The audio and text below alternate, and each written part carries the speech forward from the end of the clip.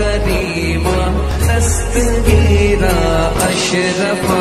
वरहमतुल्लाहि वबरकातुहू। बिस्मिल्लाहिर्रहमानिर्रहीम। नहमदुहु व नसल्ली व नसल्लिम अला रसूलिहिल करीम। नबी के तमाम आले पाक पर दुरूद व सलाम का हदिया पेश करें। पढ़े अल्लाहुम्मा सल्ली अला सय्यिदिना व अला आलि सय्यिदिना मौलाना मुहम्मदिन मालिक वसल्लम सल्लु अलैहि सलातु व सलामन अलैका या रसूलल्लाह या हबीबल्लाह।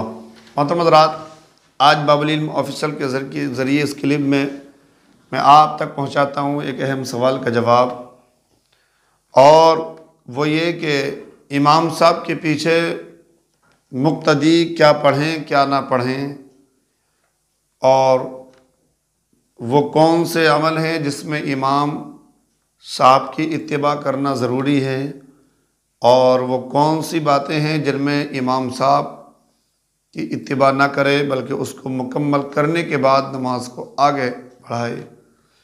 तो देखिए, आप जब जमात के साथ नमाज पढ़ने के लिए मस्जिद पहुँचें या कहीं भी आप जमात के साथ नमाज अदा करें, और जब आप इमाम साहब की इक्तिदा करके खड़े हो जाएं और जैसे ही आप अल्लाह अकबर कहकर नियत बांधें, तकबीर तहरीमा कहकर आप नियत बांधें, तो आप इमाम साहब के पीछे हैं, तो इमाम साहिब के क़िरात शुरू करने से पहले आप सना पढ़ सकते हैं, सना पढ़ लें, सुबहाना पढ़ लें।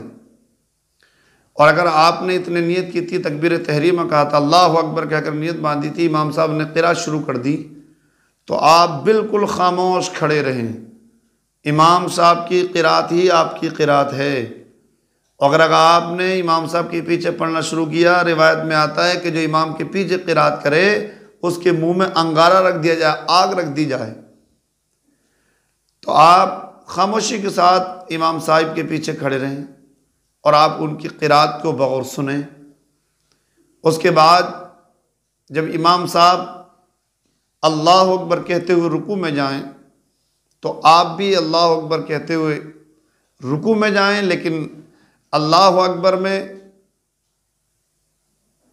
इतनी जल्दी ना करें कि इमाम साहब से पहले आप तकबीर कह दें, ये इमाम साहिब से पहले आप रुकू में चले जाएं। अक्सर ऐसा होता है, इमाम साहब कहते हैं अल्लाहु अकबर खींच कर, तो आपने आहिस्ता से जल्दी से उनसे पहले कह दिया।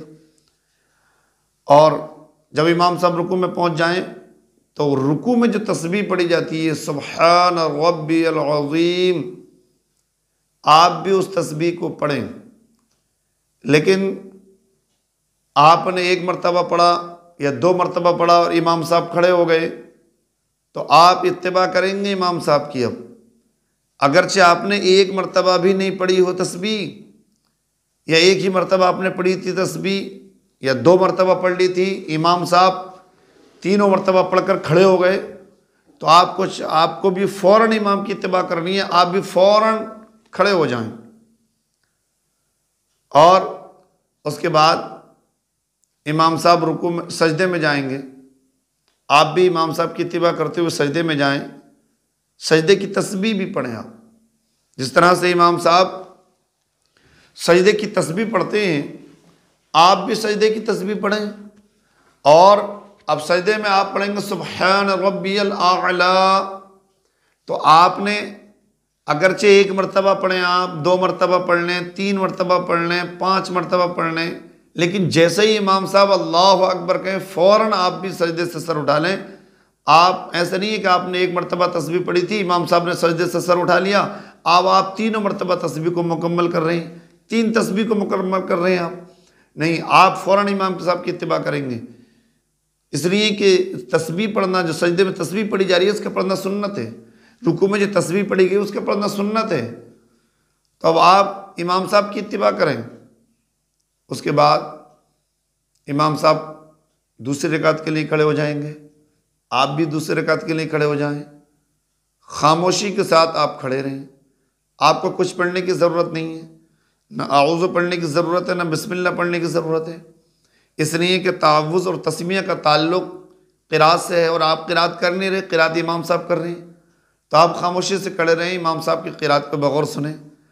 चाहे आप वो नमाज पढ़ रहे हैं जिसमें क़िरात बुलंद आवाज़ से की जाती है, चाहे आप वो नमाज पढ़ें जिसमें क़िरात आहिस्ता से की जाती है, मसलन आप ज़ोहर की नमाज़ पढ़ रहे इमाम साहब के पीछे, असर की नमाज़ पढ़ रहे इमाम साहब के पीछे, तब भी आप खामोशी से ही खड़े रहेंगे।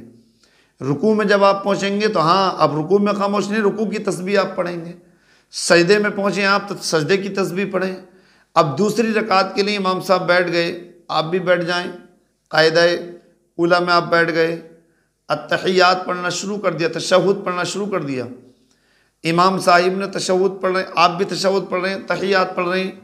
लेकिन अब यहाँ पर इमाम साहिब अत्तहियात पढ़कर खड़े हो गए या इमाम साहिब ने तहियात पढ़कर जल दुरूद पढ़कर सलाम फेर दिया, लेकिन आपकी अभी अत्तहियात मुकम्मल नहीं हुई है, या इमाम साहब अत्तहियात पढ़ते ही फ़ौरन आपने सलाम फेर कर सजदा सहब करना शुरू कर दिया, लेकिन आपकी अभी अत्तहियात कंप्लीट नहीं हुई है, तो आप पहले अपनी अत्तहियात को मुकम्मल पढ़ेंगे।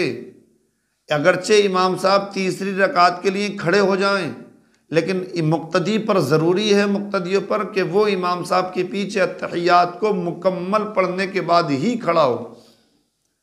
अगर आपने मुकम्मल नहीं पढ़ा, यहाँ आप इमाम साहब की इत्तिबा नहीं करेंगे, आप मुकम्मल अत्तहियात पढ़ने के बाद ही खड़े होंगे। इमाम साहब अगरचे खड़े हो जाएं, उसके बाद अच्छा अत्तहियात के बाद दुरूद शरीफ का मामला है।